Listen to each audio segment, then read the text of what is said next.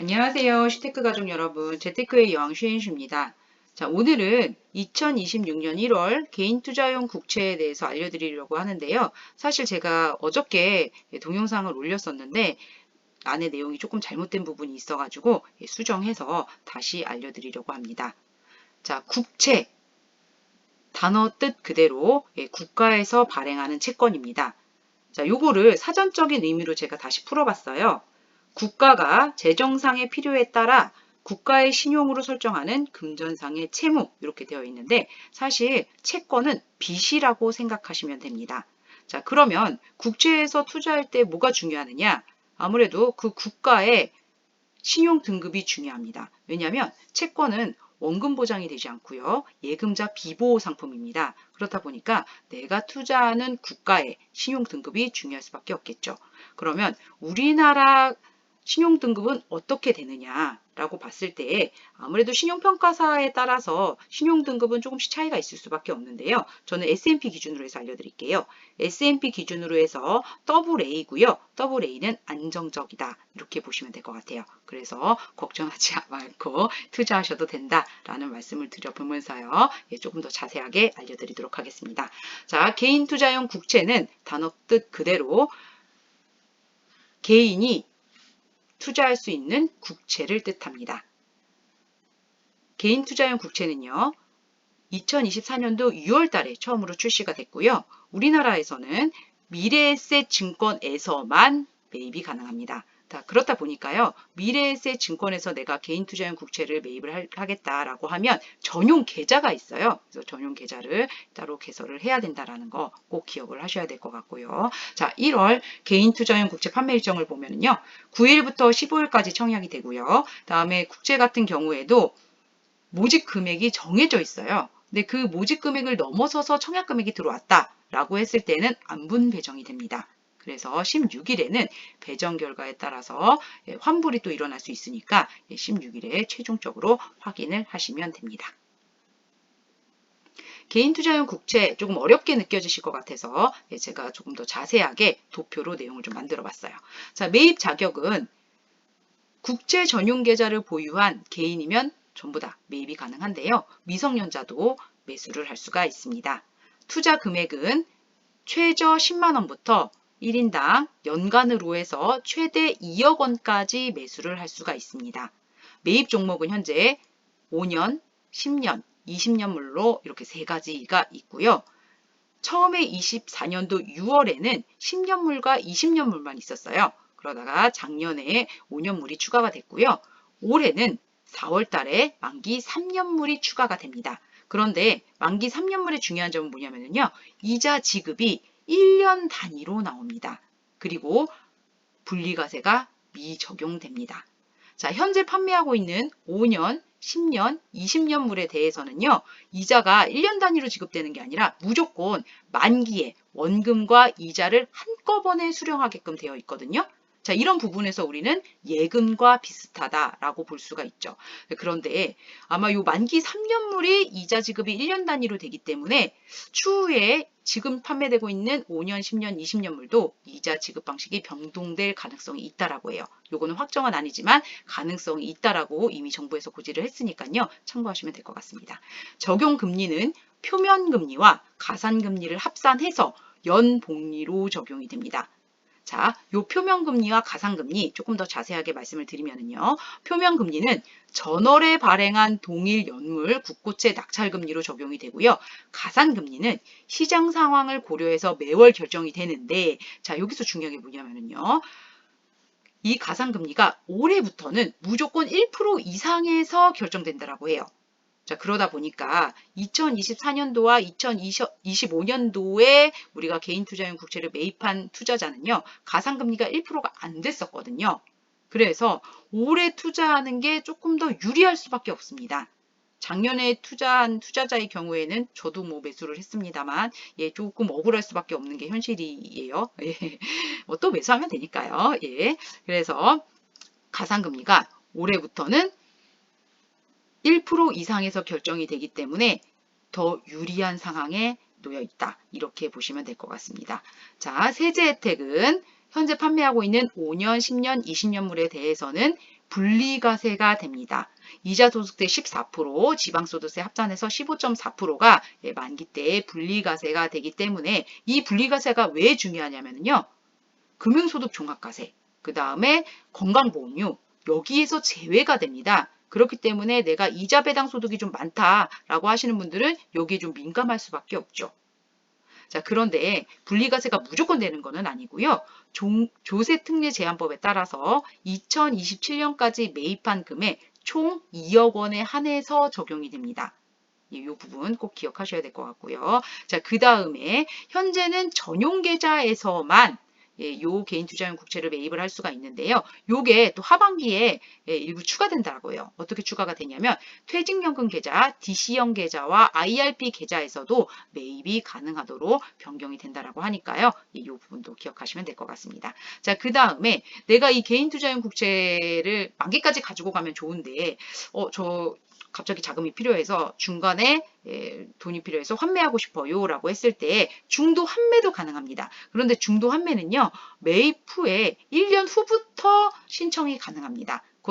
요것도 한도가 정해져 있기 때문에 월간 한도 내에 선착순으로 중도 환매가 진행이 된다라는 거.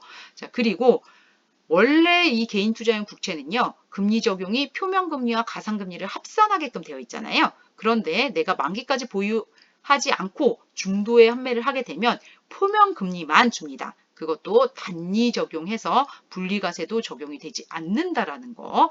자, 그리고 개인투자용 국채 같은 경우에는 양도가 불가능합니다. 그래서 그 부분까지 기억을 해 주셔야 될 것 같고요. 개인투자용 국채 투자 시 유의사항 제가 한 번 더 정리를 해봤습니다. 자, 개인투자용 국채는 미래에셋 전용 계좌에서만 청약이 가능하고요. 타 증권사로 대체, 이관도 불가합니다. 개인투자용 국채 금리는 매월 변동이 되고요. 가입 후에는 당연히 내가 가입한 당시에 금리로 만기까지 적용이 됩니다. 그래서 제가 아까 예금과 좀 비슷한 성격을 가지고 있다라고 말씀을 드렸고요. 개인투자용 국채는 매월 20일에 발행이 되고요. 판매일은 매월 조금씩 상이합니다. 발행금액 초과 시에는 아래 배분 기준에 따라서 배정이 됩니다. 먼저 종목별로 300만 원까지 일괄 배정이 되고요. 기준금액 10만 원 단위로 조정이 된다라는 거. 그 다음에 1인당 최대 투자 가능 금액은요. 연간 2억 원이고요. 자, 분리과세 혜택은 조금 다릅니다. 분리과세는 내가 만기 보유한 금액에 따라서 매입 금액 순서에 따라서 2억 원까지 분리과세 혜택을 받을 수 있습니다. 그래서 투자 가능 금액은 연간 2억 원이지만 분리과세 받을 수 있는 거는 1인당 최대 2억 원까지 가능하다라는 거 요거 꼭 기억해 주셔야 될 것 같고요. 개인투자용 국채 이세제 혜택은요. 27년 12월 말까지 매입한 금액에 대해서 적용이 됩니다. 근데 제가 아까 처음에 말씀드렸죠. 12월에는 개인투자용 국채가 발행되지 않습니다. 자, 요게 향후에 세법 개정에 따라서 조금 변동될 수 있다라고 하는데 저는 개인적으로 국가에서 처음에 2024년도에 발행했을 때부터 이 약속을 했기 때문에 향후 세법 개정은 아마 2027년도까지 매입 금액에 한해서 분리과세가 되는 부분은 변동되지 않을 거다라고 생각을 해요. 어쨌든 이런 부분이 있으니까 참고하셨으면 좋겠습니다. 그리고 중도 해지를 신청하더라도 아까 말씀드렸지만 한도가 정해져 있기 때문에 선착순 처리 원칙으로 해지가 불가할 수 있습니다. 개인투자용 국채는 타인 계좌로 대체할 수 없지만 또 담보대출 및 질권 설정도 불가능합니다. 이 부분까지 이해하셨으면요. 실제적으로 5년, 10년, 20년물에 따른 실제 수익금 한번 계산을 제가 해봤거든요. 그거 확인해 보도록 하겠습니다. 자, 그 전에 개인투자용 국채 올해 발행 금리는 요 도표와 같고요. 실제 투자했을 때 나의 총 수익과 최종 금액 확인해 볼게요. 자, 먼저 5년물부터 확인해 보고요. 제가 모든 그 만기 연물에 따라서 1천만 원을 기준으로 해서 제가 계산을 해봤습니다. 만기 5년짜리 개인투자용 국채를 투자했을 때요. 총 수익은 190만 원 정도 되고요. 자, 최종 내가 받게 되는 금액은 1190만 원 정도 됩니다. 자, 여기에서 이 190만 원에 대해서는 분리과세가 적용이 되고요. 여기 파란 박스에 있는 만기 수익률은요. 이게 복리잖아요. 단위로 계산했을 때, 즉 은행 환산 수익률을 말합니다. 자, 그렇게 보시면 될 것 같고. 자, 만기 10년물 1000만 원 투자했을 때 총 수익은 오른쪽과 같습니다. 530만 원이 좀 넘어가고요. 네, 내가 10년 후에 최종적으로 받게 되는 금액은 원금 1000만 원과 그 다음에 530만 원에 대해서 분리과세돼서 받게 됩니다.